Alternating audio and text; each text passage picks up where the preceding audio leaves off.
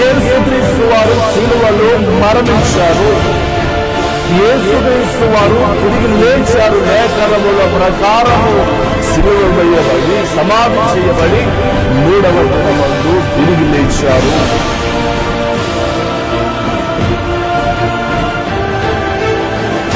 ఈ రోజు నువ్వు దీవించబడడానికి, ఒక స్థితిలో ఉండడానికి, ఈ రోజు నువ్వు క్షమించబడడానికి, ఈ రోజు ఒక ఉన్నతమైన స్థితిలో ఉండడానికి కారకుడు సజీవుడైన క్రీస్తే.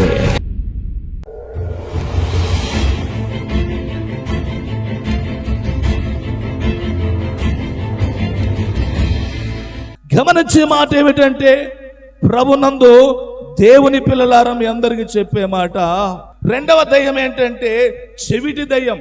రెండవ దయ్యం ఏంటి? చెవిటి దయ్యం. అంటే మూగ దయ్యము, చెవిటి దయ్యం అంటే అయిపోయింది.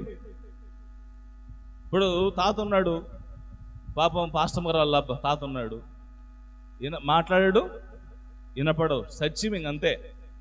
ఒకరోజు అర్ధరాత్రి వచ్చినాం, కార్యక్రమం వెళ్ళేసి వచ్చినాం, తాళం వేసుకున్నాడు, డోర్లు కొడుతున్నాం, కాలింగి వెలుగొడుతున్నాం, గించుకుంటున్నా, ఏం చేసినా చీమ కుట్టినట్లు కూడా లేదా మనిషి. అరిసి అరిసి అడిసి అడిసి ఏం చేసాం, చర్చిలో వచ్చి పడుకున్నాం. అంటే మూగంతో చెవిటంతో చాలా కష్టం, అవునా కాదా? అయిపోయింది, ఇంక పిలిస్తే పలకడు, అసలు ఇంకేం మాట్లాడాడు, చాలా డేంజర్. ఇంకా నువ్వు ఇక్కడ ఏం జరుగుతుందో కూడా తెలియదు. ఒకరోజు వీళ్ళు ప్రార్థన జరుగుతుంది, బయట గడబెట్టి వచ్చారు పాస్టర్ వాళ్ళు, ఆడే కూర్చున్నాడు, డోర్ కాడ మెట్ల మీద కూర్చున్నాను, కొట్టి డోర్ కొడుతున్నా పక్క కూడా చూడాడు, గట్టిగా అడుస్తున్నా పక్క కూడా చూడు, ఆడే డోర్ దగ్గర కూర్చున్నాడు, లోపల మెట్ల మీద కూర్చొని బాగా కూర్చొని అలాగ చూసుకుంటున్నాడు. నేను డోర్ కొడతా, డోర్కి ఆనుకొనే ఉన్నాడు, మరలా మరి డోర్కి దూరంగా కూడా లేడు. అరుస్తున్నా, ఏ ముసలోడా డోర్ తీ, ఏ ముసలోడా డోర్ తీ తీ తీ అని మొత్తుకుంటున్నా, పక్క కూడా చూడట్లా. అప్పుడు ఎవరికి ఫోన్ చేసా, కుమార్తె నిరీక్ష రజనీకి ఎవరికి ఫోన్ చేసా, అమ్మ డోర్ తీయండి అమ్మ తల్లి, బయట గడబెట్టి వెళ్ళిపోయారు, ఈ ముసలోడు ఈడ కూర్చున్నాడు కానీ పలకనే పలకట్లేదు. అయిపోయింది పరిస్థితి. ఇంకా అంటే రెండవది ఏంటంటే చెవిటి దయ్యం. ఏ దయ్యము? చెవిటి దయ్యం. అంటే ఎన్నిసార్లు పిలిచినా, చూడండి ఇంట్లో కొంతమంది భర్త ఏదైనా పిలిచినప్పుడు అసలు వినపడనలాగా ఉంటారు. పొరపాటుని అమ్మ పలకవంటే ఏం అమ్మని అంటున్నావు, ఇంతసేపు మొత్తుకున్న ఆ మాటలు ఏం అర్థం కాలేదు, కానీ పొరపాటున ఏదైనా మాట మాట్లాడానుకో అవి మాత్రం ఎలా కనపడతాయి, చాలా నీటిగా వినపడతాయి. వినపడవా? చాలా నీటిగా వినపడతాయి. గమనించే మాట ఏంటంటే కొన్ని చెవిటి దయ్యాలు ఉంటాయి. ఏంటి ఆ చెవిటి దయ్యాలు అనంటే, బైబిల్లో మనం చూస్తే రాయబడినట్లుగా మత్తయి సువార్త 13వ అధ్యాయము 15వ వచనం, ఈ ప్రజలు కనులార చూచి చెవిలార విని హృదయముతో గ్రహించి మనసు త్రిప్పుకొని నా వలన స్వస్థత పొందుకొనున్నట్లు వారి హృదయము క్రొవ్వినది, వారి చెవులు వినుటకు మందములైనవి, వారి తమ కన్నులు మూసుకొని ఉన్నారు గనుక మీరు వినుట మట్టుకు విందురు కానీ గ్రహింపకుందురు, చూచుట మట్టుకు చూతురు గాని ఎంత మాత్రమును తెలుసుకునరని యెషయా చెప్పిన ప్రవచనము వీరి విషయమై నెరవేరుచున్నది. ప్రభునందు దేవుని పిల్లలారా, మీ అందరికి చెప్పే మాట ఏమిటంటే జాగ్రత్తగా గమనించండి. అయితే ఈ ప్రజలు కనులార చూచి చెవులార విని హృదయముతో గ్రహించి మనసు త్రిప్పుకొని నా వలన స్వస్థత పొందగొనున్నట్లు వారి హృదయము క్రొవ్వినది, వారి చెవులో వినుటకు ఏమైనవి? మందములైనవి. ఏమైపోయాయి? మందములైపోయాయి. ఏ దయ్యము? చెవిటి దయ్యం పట్టింది. అంటే వినుటకు వారి చెవులు ఏమైపోయినాయి? మందములైనాయి. వినుటకు అంటే ఎవరిని గూర్చి వినుటకు? దేని గూర్చి వినుటకు? అంటే మనిషి మంచిని గూర్చి చెప్తే ఎక్కువసేపు వినడు, నీతిని గురించి చెప్తే ఎక్కువగా వినడు. అదే లోకమును గురించి, లోక సంబంధమైన వాటిని గురించి చెప్పు, ఎంతసేపు అయినా వింటాడు. వింటాడా వినడా?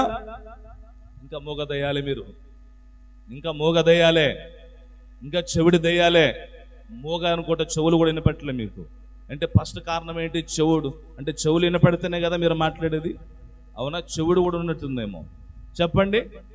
నీతి కలిగిన మాటలు చాలా మంది ఏం చేయరు? ఎక్కువసేపు వినరు. వింటారా?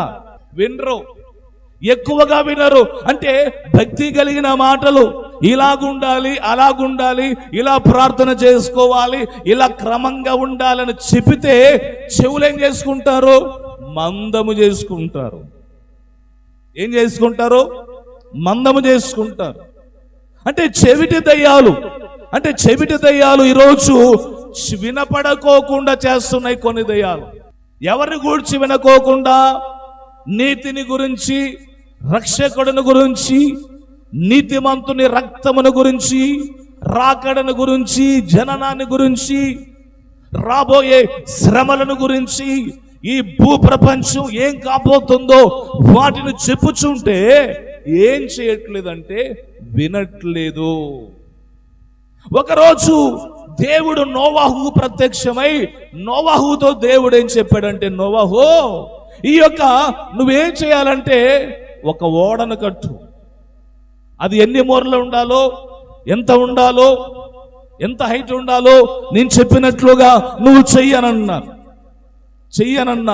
ఆనాటి కాలంలో దేవుడు చెప్పిన మాట, నేను ఈ భూమి మీదకి ఏం చేయబోతున్నానంటే, ప్రభునందు దేవుని పిల్లలారా, ఆనాటి కాలంలో ఈ యొక్క భూమిని నీటితో నింపబోతున్నానన్నారు.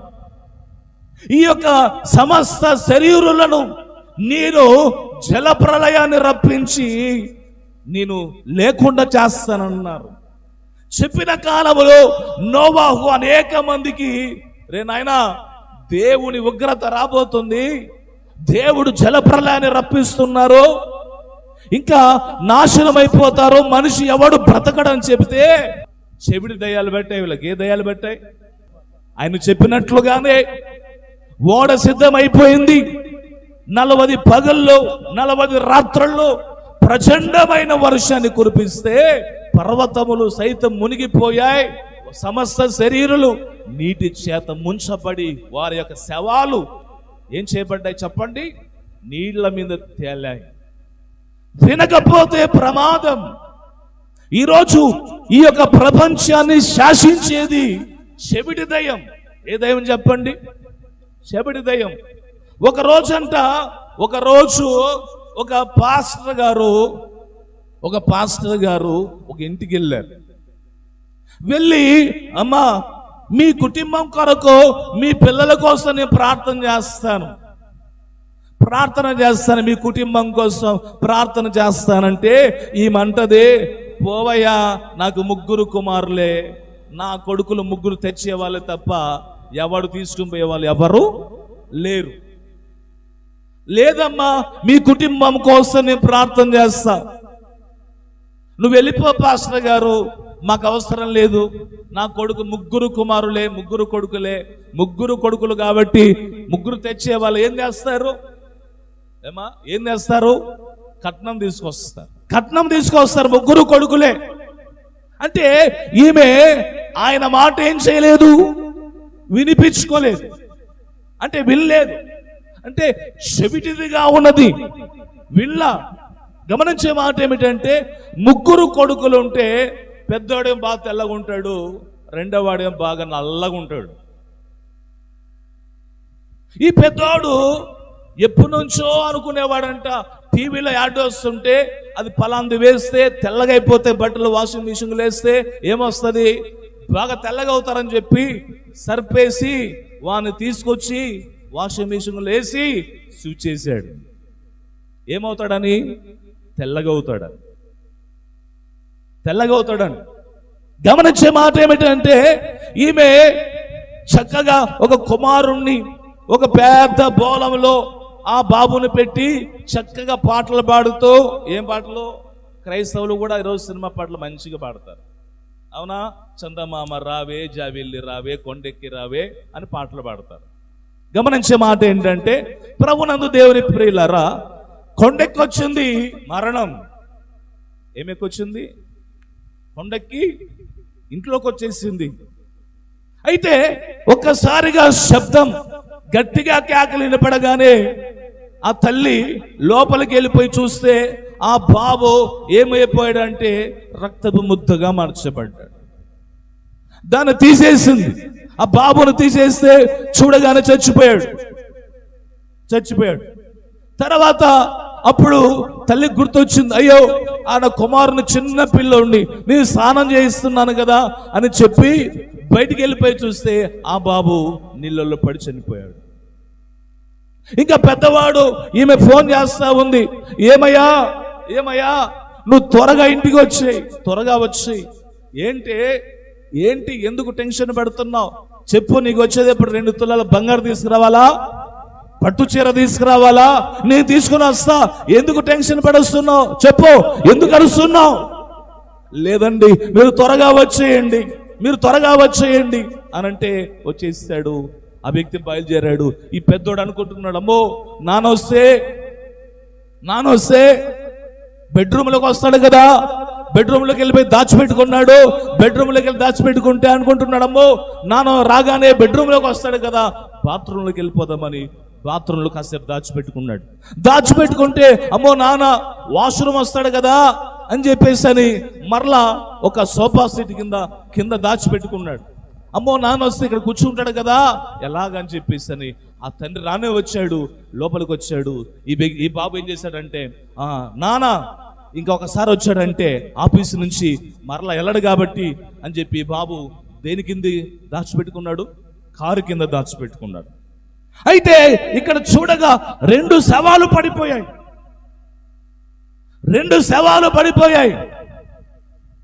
గిల్లగిల్ల కొట్టుకుంటున్నారు ఆతృతతో. తండ్రి ఒక చేత కొడుకుని, తల్లి ఒక చేత కొడుకుని కారులో పెట్టేసుకున్నారు. కారు స్టార్ట్ చేశారు, ముందుకెళ్ళిపోయారు. తలెక్కిపోయింది, ఆ బాబు మీద తలెక్కిపోయింది. ఇంకో శబ్దం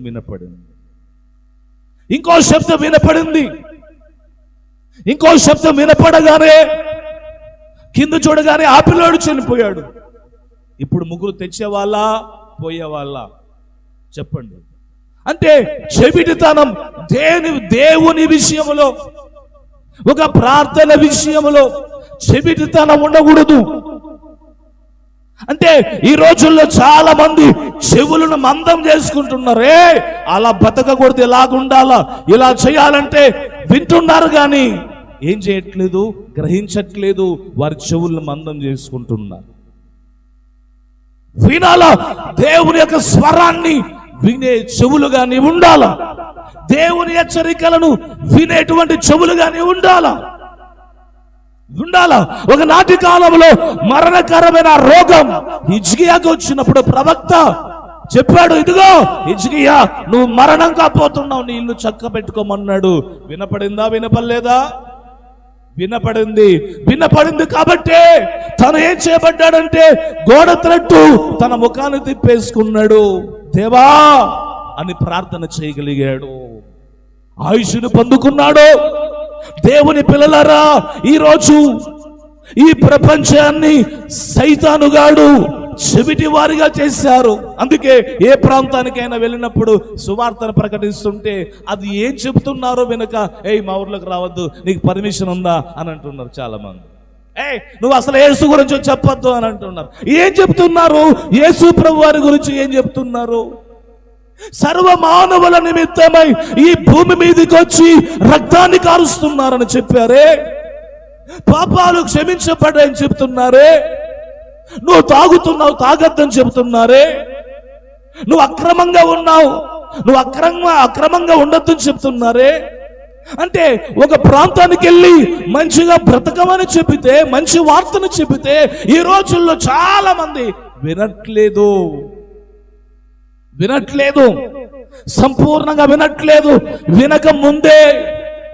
చెప్పక వాళ్ళు ఏదైతే మాట్లాడుతున్నారో ఆ మాటలు వినక ముందే నువ్వు చెప్పద్దు. చెవిటితనం, వినలేని చెవిటితనం చాలా మంది జీవితంలో ఉంది. దేవుని పిల్లలారా, మీ అందరికీ చెప్పే మాట ఏమిటంటే ఈ రోజుల్లో చాలా మంది వినే పరిస్థితుల్లో లేరు. ఏ పరిస్థితుల్లో లేరు? వినే పరిస్థితుల్లో లేరు. గమనించే మాట ఏమిటంటే దేవుని వాక్యమును ఎవరైతే వింటారో, వినగలుగుతారో వారు ధన్యులవుతారు. చెవిటి దయ్యం, రెండవ దయ్యం చెవిటి దయ్యం, మూడవది గుడ్డి దయ్యం.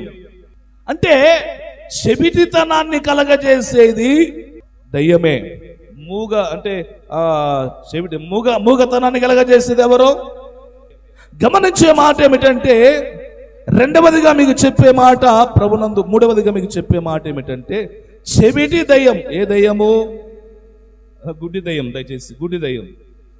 మత్తయి సువార్త 12వ అధ్యాయము 22వ వచనాన్ని చదువుకుందాం. 22వ వచనం. అప్పుడు దయ్యము పట్టిన గుడ్డివాడు మూగవాడునైనా ఒకడు ఆయన యొద్దకు తేబడెను. ఆయన వారిని స్వస్థపరచినందున ఆ మూగవాడు మాటలాడు శక్తియు చూపు గలవాడు ఆయను. అందుకు ప్రజలందరూ విస్మయముంది ఈయన దావీదు కుమారుడు కాడా చెప్పుకొనుచుండిరి.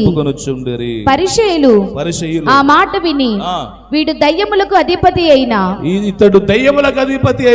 ఎలిజబేలు అనే దయ్యములను వెళ్ళగొట్టుచున్నాడు గాని మరి ఒకరి వలన కలిగినది కాదని. చాలు.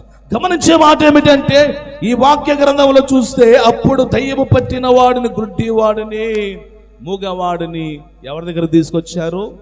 యేసు ప్రభువు దగ్గరికి తీసుకొచ్చారు. ఏం చేశాడు చెప్పండి? స్వస్థపరచగా చూపు పొందిన వాడాయను, మాట్లాడిన వాడాయను. గమనించే మాట ఏమిటంటే చూచిన వాడయ్యాడు. అంటే చూచిన వాడు గుడ్డి దయ్యం. అంటే ఈ వ్యక్తికి ఏం చూడకుండా చేసింది? ఈ లోకాన్ని, తల్లిదండ్రులను చూడకుండా చేసింది. ఈ భూమి మీద చాలా మంది గురుడివారు ఉన్నారు. నిజంగా గురుడివారికి ఉన్న తెలివి, వాళ్ళు చక్కగా బాగా నడుచుకుంటూ వెళ్ళిపోతారు దారం పెట్టి. అవునా? నడుచుకుంటూ వెళ్ళరా? ట్రైనింగ్. వాళ్ళు బాగా చదువుతారు. ఏం చేస్తారు? బాగా చదువుతారు. ఒక ఆయన ఐజే గారని రాకడను గురించి అనేకమైన వర్తమానాలు చాలా బలంగా బోధిస్తారు. ఆయన ఐజే గారని ఒక దైవజనుడు, 2 కళ్ళు ఉండవు అని వాక్యాన్ని, ఆ రెఫరెన్స్ ని కంఠపాఠం చేశాడు. ఆయన ఏ వచనం ఎక్కడ ఉందో అలా చెప్పగలుగుతాడు. కళ్ళు లేకపోయినా, చూపు లేకపోయినా అలా చెప్పేస్తాడు. ఆయన నీటిగా మాట్లాడగలుగుతాడు చూడకుండానే. అంటే ఈరోజు మనకు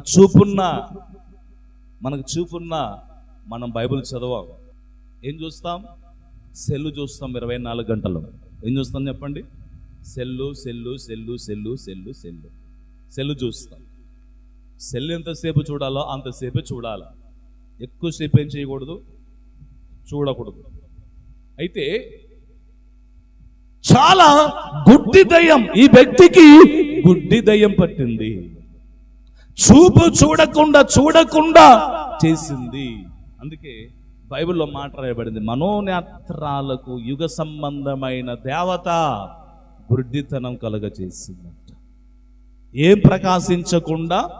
సువార్త ప్రకాశించకుండా యుగ సంబంధమైన దేవత అవిశ్వాసులైన మనోనేత్రాలకు ఏం కలగజేసింది? గుడ్డితనం కలగజేసింది. ప్రభునందు దేవుని పిల్లలారా, ఒకసారి చదువుకున్న 4వ అధ్యాయం కొరింథీయులకు రాసిన 2వ పత్రిక 4వ అధ్యాయం 4వ వచనం. దేవుని స్వరూపమై ఉన్న క్రీస్తు మహిమను కనపరచు సువార్త ప్రకాశము వారికి ప్రకాశింపకుండు నిమిత్తము ఈ యుగ సంబంధమైన దేవత అవిశ్వాసులైన మనోనేత్రములకు గుడ్డితనము కలుగజేసెను అంధకారములో నుండి వెలుగు ప్రకాశించును గాక అని పలికిన దేవుడే తన మహిమను గూర్చిన జ్ఞానము క్రీస్తు యేసునందు వెల్లడిపరచుటకు మా హృదయములో ప్రకాశించెను. చాలు గమనించే మాట ఏమిటంటే, దేవుని స్వరూపి అయ్యున్న క్రీస్తు యొక్క మహిమ కనపరచు సువార్త ప్రకాశము వారికి ప్రకాశించుకున్న నిమిత్తం యుగ సంబంధమైన దేవత అవిశ్వాసులైన మనోనేత్రాలకు గుడ్డితనము కలగజేసింది. ఏం కలగజేసింది? సువార్త ప్రకాశించకుండా ఆ సువార్త వలన నువ్వు రక్షింపబడకుండా, ఆ సువార్త వలన నీవు క్షమింపబడకుండా, ఆ సువార్త వలన ఆయన రాజ్యమునకు చేర్చబడకుండా నీ మనోనేత్రాలకు గుడ్డితనము కలగజేసింది. గుడ్డి దయ్యం. ఏ దయ్యం చెప్పండి? గుడ్డి దయ్యం మనోనేత్రాలకు గుడ్డితనము కలగజేసింది. గుడ్డివారిగా ఈరోజు చాలా మంది ఉన్నారు. అంటే అన్నిటిని చూస్తున్నారు కానీ దేవుణ్ణి చూడట్లేదు. ఎవరిని చూడట్లేదు? దేవుణ్ణి చూడట్లేదు. చూడాలి. గుడ్డివారిగా ఉండకూడదు. దేవుని కార్యమేంటో చూచిన మనమే, దేవుని యొక్క శక్తి ఏంటో కనుగొన్న మనమే, ఆయన మహిమ ప్రకాశించుకోకుండా నీవేం చేయకూడదంటే గుడ్డితనములో ఉండకూడదు. యేసు వారి దగ్గరికి తీసుకుని వచ్చిన కాలములో వాడు చూపు పొందాడు. ఏం పొందాడు? చూపు పొందాడు. అయితే ఈరోజు కొన్ని దయ్యాలను గురించి మీరు వింటున్నారు. ప్రభునందు దేవుని పిల్లలారా, జాగ్రత్తగా గమనించండి. దేవునికి మహిమ కలుగును గాక, దేవునికి స్తోత్రం కలుగును గాక. చెప్పండి. 1 మూగ దయ్యం, 2 చెవిటి దయ్యం, 3 గుడ్డి దయ్యం, 4వది మొండి దయ్యం. ఏ దయ్యము? మొండి దయ్యం. అందుకే మన మార్కు సువార్త 5వ అధ్యాయంలో మనం చూస్తే 5వ అధ్యాయం 15వ వచనం, జనులు జరిగినది చూడమెల్లి యేసునొద్దకు వచ్చి సేన అను దయ్యము పట్టినవాడు బట్టలు ధరించుకుని స్వస్థచిత్తుడై కూర్చుని ఉండుట చూచి భయపడిరి. జరిగినది చూచిన వారు దయ్యములు పట్టిన వానికి కలిగిన స్థితియు పందుల సంగతియు ఊరి వారికి తెలియచేయగా తమ ప్రాంతములు విడిచిపోమ్మని వారు ఆయన బతిమాలకొనసాగిరి. ఆయన దోణ ఎక్కినప్పుడు దయ్యము పట్టిన వాడు ఆయన యొద్దనున్న తానుండనిమ్మని ఆయన బతిమాలుకొనెను గాని ఆయన వారికి సెలవీయక, నీవు నీ ఇంటి యొద్దకు వెళ్ళి ప్రభువు నీ యందు కనికిన పడి నీకు చేసిన కార్యములన్నిటినీ వారికి తెలియచెప్పమనెను. చాలు చాలు. గమనించే మాట ఏమిటంటే, ఈ వాక్య గ్రంథంలో చూస్తే సేనా దయ్యం ఒక దయ్యం ఉంది. ఏ దయ్యాలు చెప్పండి? ఈ దయ్యము ఏం చేసిందంటే, ప్రభునందు దేవుని పిల్లలారా, భయంకరమైనటువంటి ఒక వ్యక్తిని పట్టుకుంది. 8వ వచనం, ఎందుకనగా ఆయన అపవిత్రాత్మ ఈ యొక్క మనుషుణ్ణి విడిచిపెట్టి పొమ్మని వానితో చెప్పాను. మరియు ఆయన నీ పేరేమని అడగగా వాడేమన్నాడు? సేనా అన్నాడు. అయితే మీరు వెళ్ళిపోమని చెప్తే ఈ దయ్యాలు మమ్మల్ని బాధించడానికి ఎందుకు వచ్చావు అంటే మొండితనం చేస్తూ ఉన్నాయి దయ్యాలు. ఏంటి అసలు మీరెవరో అంటే ఈ వ్యక్తి యొక్క జీవితాన్ని భయంకరంగా బాధిపెట్టాయి. ఒకరోజు ఆయన వస్తున్నప్పుడు, సర్వోన్నతుడైన దేవుని కుమారుడా, నాతో నీకేమి పని, నన్ను బాధించుకోమని దేవుని పేరట నీకు ఆనబెట్టుచున్నానని బిగ్గరగా కేకలు వేసెను. 7వ వచనంలో చూస్తే అయితే బిగ్గరగా కేకలేస్తున్నాయి. విడిచిపెట్టి పోమనంటే సర్లే మాకు ఆ పందుల మందలోకి చెప్పు, మాకు ఆజ్ఞాపించు, అక్కడికి వెళ్ళిపోతామని అంటున్నాయి. పోవచ్చు కదా, దేని కోరుకుంటున్నాయి? పందులను కోరుకుంటున్నాయి. అంటే మొండి దయ్యాలు ఇవి. అంటే చెప్పింది ఏం చేయట్లా, వినట్లా, చెప్పింది వినట్లా, అంటే మొండికేసి కూర్చున్నాయి. గమనించే మాట ఏమిటంటే, ప్రభునందు దేవుని పిల్లలారా, ఈ యొక్క దయ్యాలను ఆయన ఆజ్ఞాపించిన తర్వాత పందుల్లోకి వెళ్ళిపోయాయి. ఎక్కడికి వెళ్ళిపోయాయి? పందుల్లోకి వెళ్ళిపోయాయి. నువ్వు ఎలాంటి స్థితిలో ఉన్నావో చెప్పబడిన ఈ యొక్క 5 అంశములలో ఒకవేళ ఈ లక్షణాలు ఎవరిలో అయితే ఉన్నాయో ఖచ్చితంగా దయ్యము నీలో ఉన్నట్లు. ఈ లక్షణాలు ఎవరిలో అయితే ఉన్నాయో ఖచ్చితంగా దయ్యము నీలో ఉన్నట్లే. ఒకవేళ మూగ వ్యక్తిగాను ఉన్నావా, చెవిటి వారిగాను ఉన్నావా, గుడ్డితనాన్ని నువ్వు కలిగి ఉన్నావా, మొండితనాన్ని నువ్వు కలిగి ఉన్నావా, దయాలి తత్వాన్ని నువ్వు కలిగి ఉన్నావా? దేవుడు వాక్యము ద్వారా స్కానింగ్ చేశాడు. నీ స్కానింగ్ లో నిన్ను పరీక్షించిన ఈ పరీక్షలో ఒకవేళ నువ్వు ఎలాగున్నావో ఒకసారి ఆలోచన చెయ్యి. తండ్రి మీకు స్తోత్రములని చెప్పు. తండ్రి మీకు స్తోత్రములు నాయన. తండ్రి మీకు వందనములు ప్రభువా, మీకు స్తోత్రములు. మీ సహాయమును చేసి దీవించుమని అడుగుచున్నా,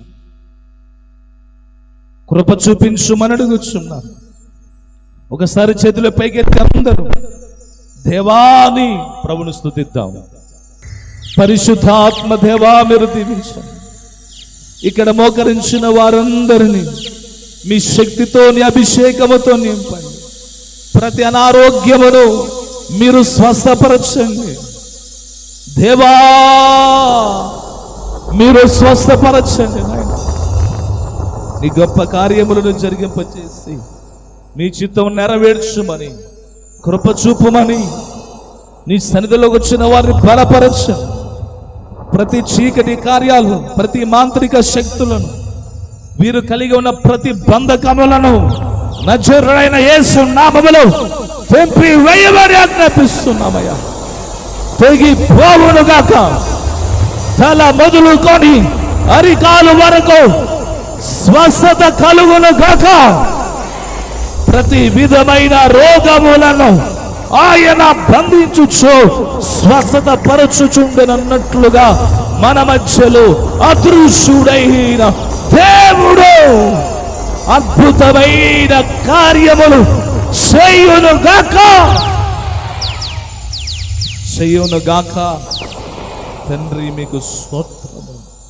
నీ కృప చూపింపచేసి దీవించి సహాయమును చేయమని, వారిని ఆశీర్వదించుమని యేసుక్రీస్తు నామములో ప్రార్థించి అడిగి వేడుకొనుచు ఉన్నాను పరమ తండ్రి. ఆమేన్, ఆమేన్. మరణాత.